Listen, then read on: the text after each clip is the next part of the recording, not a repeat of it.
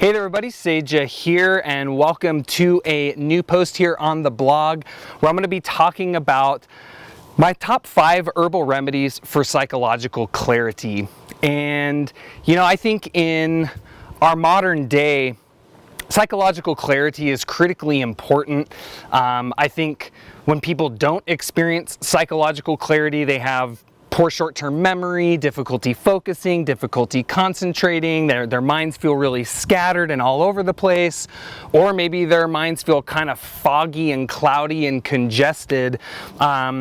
All of these things can affect our performance at work, our presence with our friends, with our family, with our community, our ability to be productive, and ultimately, the way I see it, our ability to achieve our hopes and dreams and goals and aspirations in life. Because let's face it, if our minds aren't clear and focused on what's right in front of us, then ultimately we're not present. And if we're trying to create something that's good for our lives, good for our families' lives, for our future generations, our children, then we've got to be able to be here now in the moment so that we can create that dream and make it a living reality.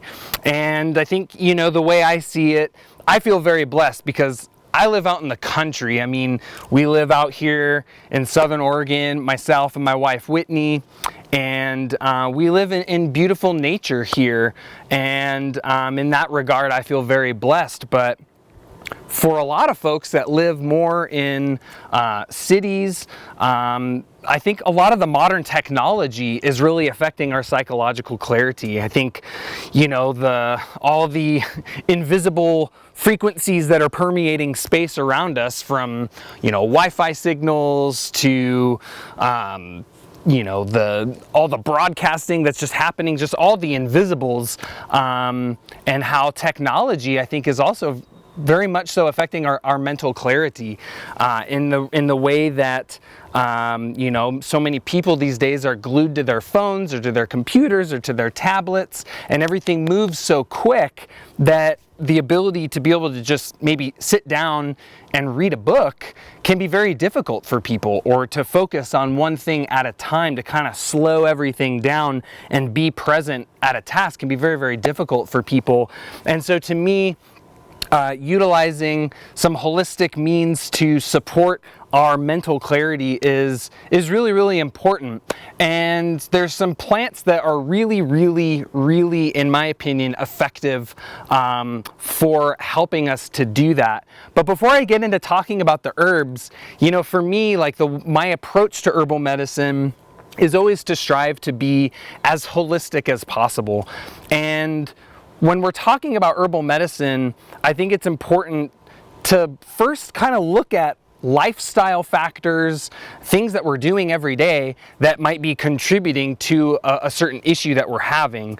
We can look at things from sleep to our diet, nutrition, activity levels, like what we're doing on a day-to-day basis, the way we think, the way we feel. All of these things contribute to our total global health, so to speak. And so if we as herbalists, if we approach herbalism just from a perspective of using the plants to heal people, then we're going to miss a big part of what holistic healing is all about, which is addressing the whole person. And a lot of times people aren't sick because they have a certain deficiency of a medicinal plant. Certainly the medicinal plants help, for sure. I'm an herbalist, of course I think that way. But if someone has a certain health imbalance because of a micronutrient deficiency or a food allergen, or they're just not getting enough sleep, it doesn't matter how many herbs we give them that are supposedly good for that symptom that we're treating. If we're not addressing those kind of foundational elements of health, diet, sleep, exercise, etc., then those are going to become obstacles to cure. Then we're not going to see them improve to the level that's actually possible. So a couple factors that I like to think of that might contribute to a lack of mental clarity, first and foremost, is lack of sleep. There's been a lot of research done on how many hours of sleep people are getting per night in our modern culture as compared to, you know, decades ago to hundreds of years ago, and we've seen that number significantly decline. So on average, you know, a lot of people these days are getting 4 or 5 hours of sleep a night, which a lot of the research has shown has a very adverse effect on psychological functioning. Concentration is decreased, short-term memory is decreased, reaction time is decreased, just basic overall mental functioning is lowered. So one of the first things that I tend to think of for someone that has a lack of psychological clarity is, are they getting enough sleep at night? And maybe they don't need a big nootropic herbal formula, maybe they need something to help them get more rest at night, so that when they're awake, their mind is clear, that their nervous system has had time to reset, to rejuvenate, to replenish, so that they can move throughout their day without feeling tired. Because let's face it, one of the obstacles to mental clarity is feeling tired. And of course, in our modern world, a lot of people go to those quick fixes, the mate, the coffee, you know, all the different types of plant-based stimulants that are out there, or, you know, Monsters or Red Bulls or whatever the newest energy drink is out there.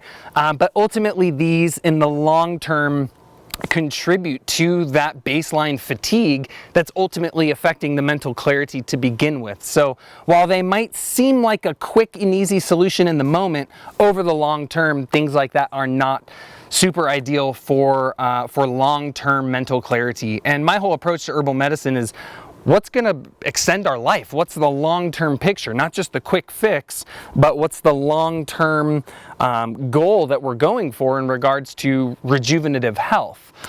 So lack of sleep, big one there. Second one I would say here too would be lack of exercise. A lot of people in our culture these days have kind of a sessile lifestyle. Sitting at a desk, sitting in traffic, sitting at home, sitting. Too much sitting, not enough movement. You know, if there's one thing that really gets your mind clear, it's that vigorous exercise, right? Your circulatory system starts working, the blood's flowing, you're getting increased blood flow and oxygenation to the brain. So I always say, even just like a brisk walk or specifically cardiovascular exercise, very, very important for improving psychological clarity. Third one might be a little bit of a surprise, but this would actually be kind of based on nutrition, and this is basically eating a very low glucose diet. And this is one of the things that we actually see with people that are very strictly on a paleo diet, if they're not eating enough fruit. So if we're on predominantly like meat and vegetables and a very low carbohydrate diet and not enough fruits, what we actually end up seeing is not a whole lot of glucose in the diet. And I know a lot of people, you know, kind of perceive glucose as the enemy, right? It's like diabetes and blood sugar issues and inflammation and things like that. But when we look at it, our brain predominantly uses glucose for energy. And it will actually use a certain amount of vital force to convert certain nutrients into glucose so that it can go into the brain to be utilized for energy. So sometimes if you're not eating any grains or fruits, things that have a little bit of glucose in them, our brain can actually be, maybe starving is not the right word, it's kind of a strong word, but our brain might be fatigued because it's not getting the baseline nutrient that it requires for optimal functioning. So there is a dietary factor there. Fourth piece there, kind of juxtaposed to diet, is food intolerance. So when people are eating a food that their body is intolerant to, whether that's gluten or corn or soy or dairy or one of the many foods that a lot of people are intolerant to, one of the main symptomatic pictures of food intolerance is kind of a mood, energy, psychological functioning dynamic. So people feel very fatigued, or their mind is very foggy, or they get kind of anxious or depressed, or they get really irritable or anxious. These kinds of things can actually be contributed from a food intolerance. So sometimes if people have long-term chronic brain fog or poor mental cognition or functioning, it is a possible indication of food intolerance. Now, there's a lot more to look at there in terms of the food intolerance pattern, which I don't want to get into too much detail here, but I just want to mention that that can contribute to lack of mental clarity, as I have a momentary brain fart. So I just wanted to mention those things before we dig into some of our herbs, as well as some of our differentials for cognitive-based therapy. So if we're thinking about brain fog or a difficulty concentrating, lack of mental clarity, I tend to think of it in two primary categories. And these two different categories, you're actually going to use very different types of herbal remedies in order to assist someone with that particular kind of poor cognition. And so the way and this is kind of looking at the energetics of the underlying symptom. So if we think of someone that doesn't have ideal mental clarity, we can see it under two primary categories. One, someone tends to be more what I would define as like brain fog. Like they feel like they've got cotton balls in their brain. They're just like, feel groggy, they feel tired. It's kind of a lower energy state. So oftentimes constitutionally, we can see this more with kapha type doshas, for those of you familiar with Ayurvedic terminology. From a Western humoral theory, this would be more of what we might define as a melancholic or a phlegmatic constitution. Basically, there's energetically in the body and in the psychology, there's more coldness, there's more dampness, there's more relaxation. So that the mind might be calm, but it's like cold, it's deficient, its functioning is depressed. Not saying that they are psychologically depressed, but more that their cognitive function is depressed. So it's not working up to speed, right? So it tends to be a little bit slower. There might be a sensation of heaviness or cloudiness in the mind. And so that's one category that we might see for kind of this mental fatigue cognitive issue pattern. So that's what I would refer to more as like maybe a cold, damp, cloudy, heavy type mind. And that's going to affect someone's ability to concentrate, right? On the flip side of that, we have kind of more of a high energy state that's affecting people's ability to focus. From an Ayurvedic perspective, I would describe this more as a vata mind, more composed of like the air and ether elements. So it's not so much that they feel like, oh, like groggy and cloudy and heavy and tired and sleepy and they just can't concentrate and everything feels so thick and heavy. It's more like we're over here and we're over there and what's this and there's a butterfly and there's a shiny light and oh, I'm going to do this and oh, what's that over there? And they're kind of like running and the winds are whirling and they're kind of scattered all over the place and they can't like refine their consciousness on a singular point or a singular activity and just do this one thing, right? So it kind of gets more scattered.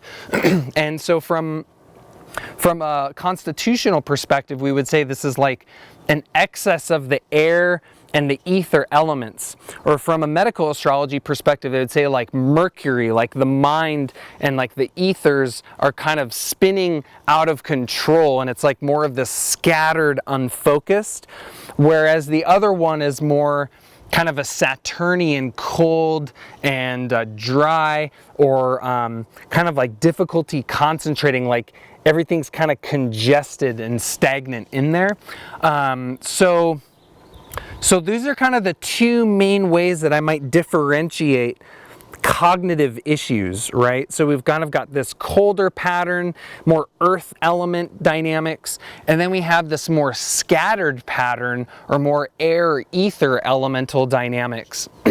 And I think this is a really critical way to assess what type of cognitive issues people have. Because like I said, you're going to use really different types of remedies for those different types of cognitive challenges that people might have. So hopefully that's helpful for you and kind of sets the stage for when I talk about some of our herbs here. So let's talk with that.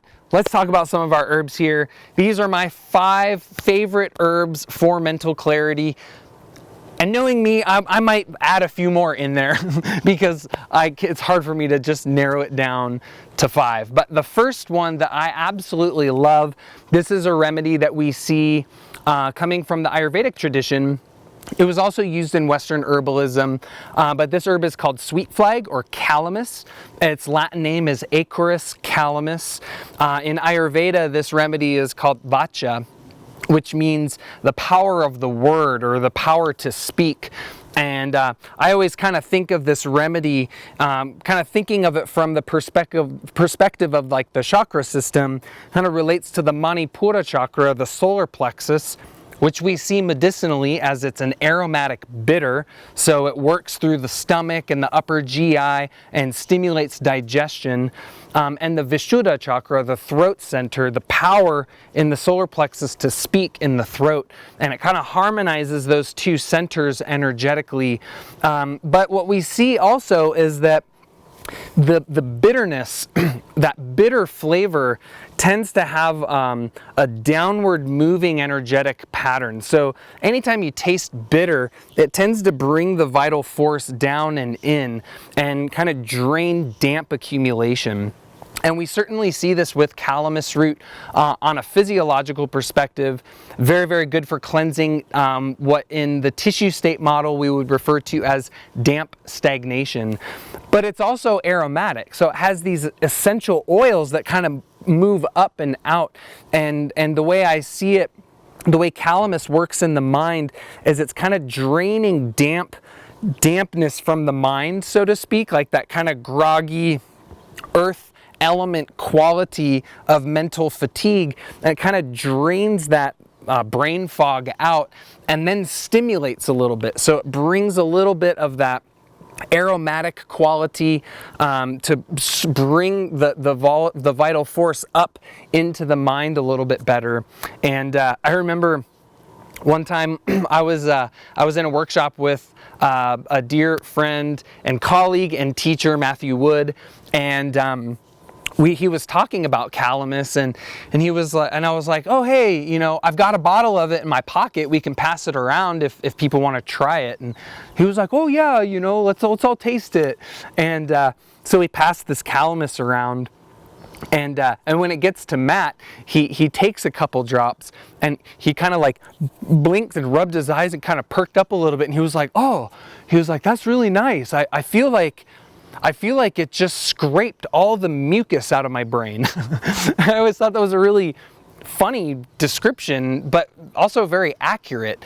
It's like mucus in the mind, like that fog and that lack of clarity. It cleanses all of that out and then brings that aromatic stimulant property to kind of wake the senses up. And that's one of the things I love about calamus root. You know, a lot of people, it's funny because some people say calamus is like a psychedelic plant or a visionary plant, and you know, so you get these people eating like crazy high amounts of it, trying to trip out or whatever, and it doesn't work that way.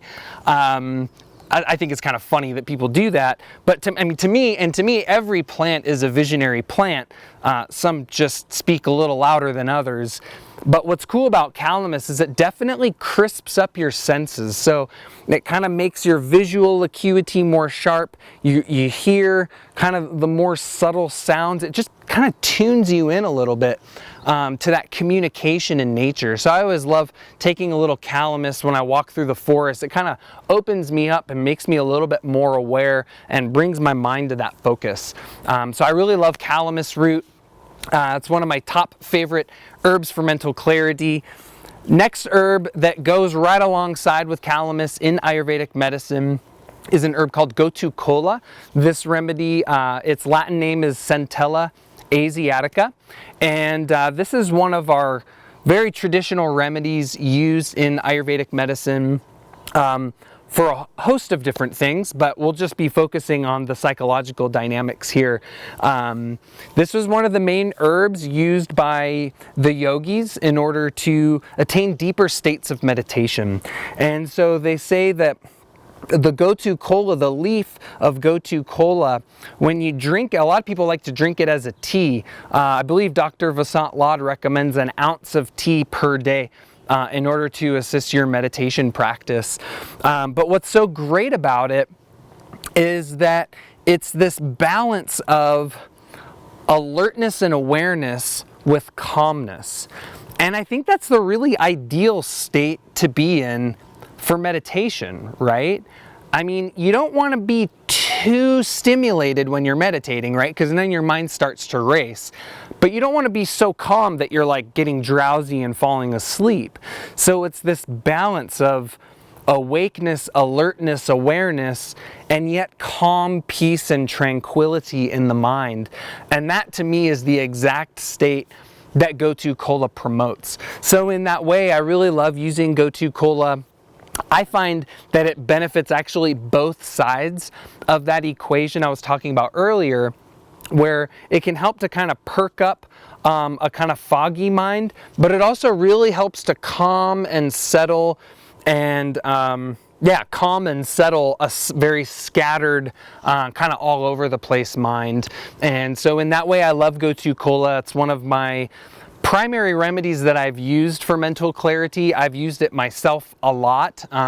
This was one of my main remedies that I actually used when I was in college, and it helped tremendously. I noticed a very distinct difference, and I was drinking infusions of Gotu Kola. I just followed Dr. Lad's advice and was drinking 1 ounce of the herb per day, and really noticed my focus being more refined, my mind being more calm, and my ability to retain information to me was increased significantly. So I really love Gotu Kola. It is a relatively mild plant, but that's the beauty of it, right? Is that it is mild, but that doesn't mean it's not powerful, right? And I think we tend to think of like, oh, well, that's just like kind of a mellow herb. It's not super powerful. To me, sometimes mild is better than crazy strong, you know? So in that way, I really love Gotu Kola. That's Centella asiatica, and Centella and Acorus, Calamus root, those two herbs were classically combined as a pair in Ayurvedic medicine, and that pair was referred to as the universal mind tonic. And I think that's a really cool description. And I think it almost has dual meaning, like universal mind tonic, like it's universal, like you can use that pair for pretty much anyone, and it will benefit them. But then I also think of the concept of like the universal mind, like the universal mind of nature, the intelligence of nature, and how to me those herbs, yes, they help with mental focus and short-term memory and cognition and all of those things that we want. But on kind of this deeper spiritual level, when you take those herbs and you really meditate with it and sit with it, all of a sudden it's like your mind starts to tune into the mind of nature, to the greater mind of the cosmos. And then we kind of start opening ourselves up to that intelligence, that spiritual intelligence that's around us. And that's definitely something that I've noticed in working with both of those remedies on their own, but combined, it's like the sum total is much greater, the total is greater than the sum of the parts, or however that saying goes. But you get what I'm saying, right? When they're combined, it's different than just taking them individually. So that's Gotu Kola and Calamus, two of my favorite herbs for mental clarity. Third remedy here is yet another remedy that we get from Ayurvedic medicine, and this is Bacopa Manera, and this herb is also sometimes referred to as Brahmi, and I really like Bacopa here because it's a little different than what we see in Calamus and Gotu Kola. I find Gotu Kola is a little bit more calming, a little bit more neutral taste-wise. It's a little sweet, a little salty, slightly bitter. The Calamus is predominantly bitter, but it does have some aromatic properties to it. The Bacopa, I would say, is pretty stimulant, right? I consider Bacopa to be more of a stimulant for the mind, a stimulant for the senses. I don't think Bacopa is the most ideal remedy for people that maybe feel really, really scattered and all over the place, because they're already stimulated, right? Their energy is already up and moving all over the place. We actually want to bring them down. So we'll talk about a couple remedies for that in a moment. And I've only got 2 more after this. So maybe this will turn into my 6 or 7 favorite herbs for mental clarity. So with Bacopa, what we see is it's increasing blood flow to the brain, essentially. So it's increasing the upward movement of the vital force. And in that regard, it's kind of stimulating the senses, stimulating the mind. And in that regard, I use it oftentimes for more of that kind of brain fog state. One thing that I've noticed, unfortunately, through experience myself, is I was working with Bacopa a lot during my workshop series last year, because, you know, teaching for 8 to 12 hours a day for 4 or 5 days straight is a lot of mental energy, and I had to really kind of keep my mind sharp during those weekends. And so I was working with Bacopa a lot. But one thing I noticed is that I was actually having a really hard time sleeping at night during those workshops, and I couldn't figure it out. I was like, what's going on? Like, I'm exhausted. Why am I not sleeping?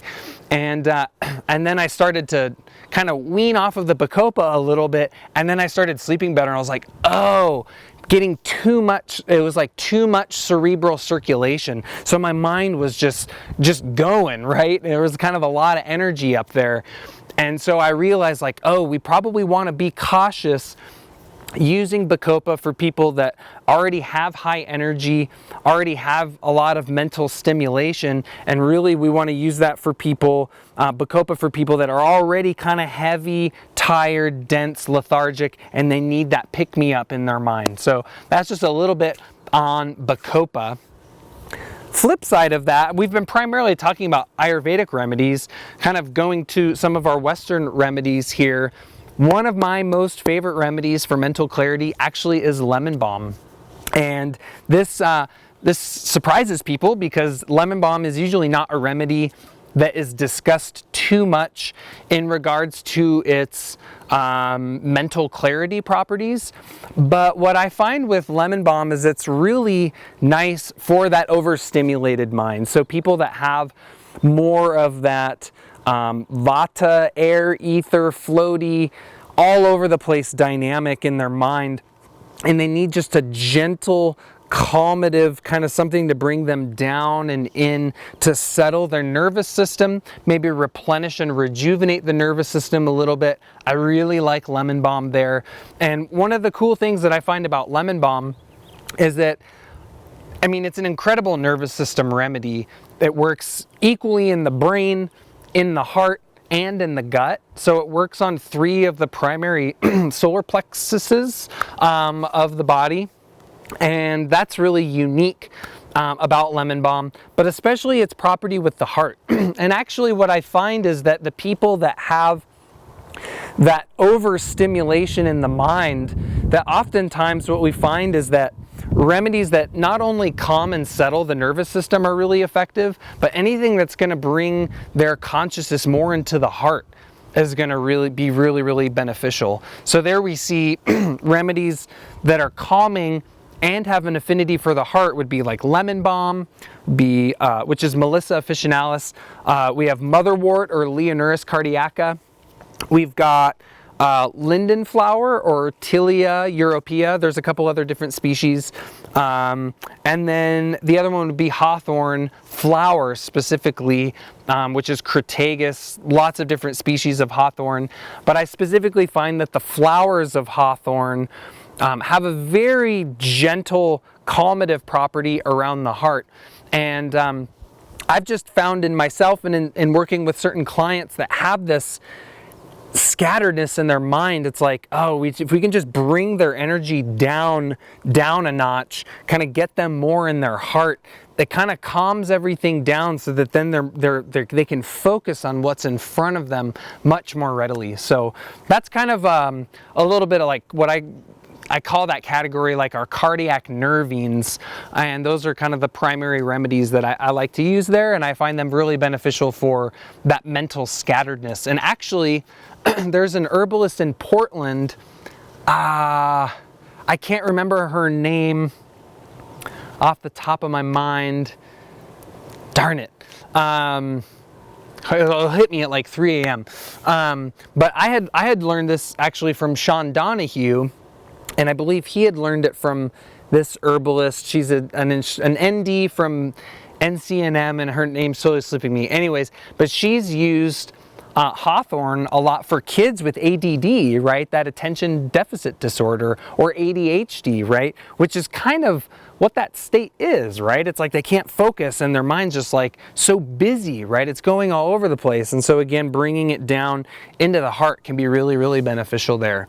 So I guess I talked about a handful of remedies there, so I don't know what number we're at, but the last remedy I want to talk about, classic remedy here in Western herbalism, mentioned by Shakespeare, is rosemary, Rosmarinus officinalis. This is just a fantastic remedy for psychological clarity. The thing about rosemary is that this is a pungent, aromatic, essential oil containing plant that basically is increasing blood flow and circulation up into the brain. So hence its benefits for mental clarity, cognition, memory, etc. We're basically just getting more blood flow to the brain. And whenever we're talking about getting more blood flow to the brain, you're delivering more nutrients, glucose, you're delivering more oxygen, and you're carrying away any metabolic waste products. So because rosemary is predominantly pungent, aromatic in nature, it has more of a warming, energetic quality. So we primarily want to use that for, again, more of that kapha, heavy, cloudy, tired type of lack of mental clarity. It is a mild nerve stimulant, not like coffee or caffeine containing plants. But rosemary will, I always say, it kind of wakes up the nervous system a little bit. It's not going to like give you a whole bunch of energy, but it is going to kind of bring more life into the nervous system. So again, it's really specific for what the physiomedicals would refer to as the cold depression tissue state, because it just warms and disperses cold energy, basically, that is in the system there. I feel like a lot of the remedies I talked about were more for that kapha dynamic brain fog. So I do want to mention a few other remedies that can be beneficial for more of that scattered mind. So I talked about lemon balm there. I talked about Gotu Kola there. I really love milky oats for more long-term rejuvenation of the nervous system. When we're talking about a scattered mind, we're talking about excess vata that tends to be cold, dry, light, and tense, and can oftentimes be a little bit hard on the nervous system. So I love milky oats because it's a nice moistening remedy that rejuvenates and replenishes the nervous system, which over the long term is going to help just benefit their nerves from not being quite so sensitive and potentially easily distractible. So milky oats is great there. Skullcap is really awesome too. Also a nerve tonic like milky oats, but it has more of a calmative property. I always say, you know, skullcap, it does what it says. It's like a cap on the top of your head. So when the crown's too open, I use it a lot for people that are overly sensitive, like maybe they don't have super good boundaries, or maybe they like people that maybe are a little bit too open to the spiritual world, right? And so maybe they're, you know, hearing voices, or maybe they're having kind of paranormal experiences, or maybe they're seeing everyone's auras and picking up on all their emotions, and they're just like a little bit too, like the psychic boundaries are a little too open, and there isn't like a good separation between self and other. I really love skullcap there because it kind of closes down that excess crown activity and brings the vital force down and in, and then replenishes a nervous system that typically gets pretty burned out in that kind of a situation. So I really love skullcap there. The last remedy that's really nice there, if we think of scatteredness, right? It's like a lack of boundary. And so actually one taste slash property that can be very beneficial there is astringence, where we're kind of tightening the mind up, right? So we want to bring the vital force in, and we want to kind of create a container, create a boundary around it, so then it can focus a little bit easier. My favorite remedy in that regard is Schisandra berry, or Schisandra Chinensis. It's a Chinese remedy, but it's used so much in Western herbalism, it's pretty much a Western herb at this point. So Schisandra is really nice because it's like promotes a single pointed awareness, and I always say it's like a mental astringent. So it kind of brings the vital force in and tightens everything up around the mind. Schisandra is a very complex remedy. It's called 5 flavor berry, so it has all the 5 tastes in it: bitter, sweet, salty, sour, and pungent. The predominant taste there would be sour, but if you really tune into it, the other 4 are present as well. And you know, Schisandra, this is oftentimes categorized as an adaptogen. I actually do consider it a true adaptogen, but it has all sorts of other benefits. It's tropho-restorative for the liver, for the lungs, strengthens the immune system, has functioning on the neuroendocrine system. There's just a whole lot of other things that Schisandra does, but I really like it for astringing the mind. The one thing we have to be cautious with in regards to Schisandra is that it's a very drying plant.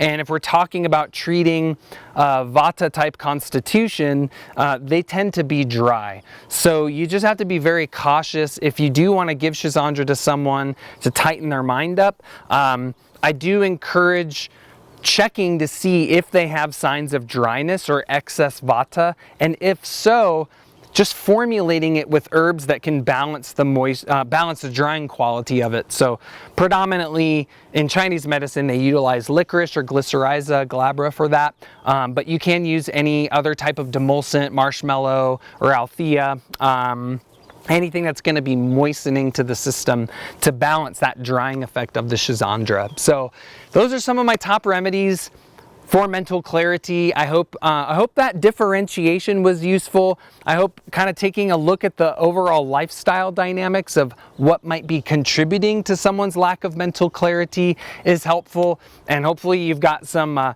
new herb ideas of some things to play around with if you or someone you know experiences some poor psychological functioning. Maybe you can try some of these remedies out, and hopefully it helps you or them in a good way. So thanks so much for checking this out. If you're watching this anywhere other than my blog, head on over to evolutionaryherbalism.com. That's where all the other stuff is going on. Lots of free videos. We've got free mini courses over there. And feel free to leave me a comment and hit the like button, hit that share button if you learned something good and enjoyed this video today. So thank you so much. Until next time, take care and be well.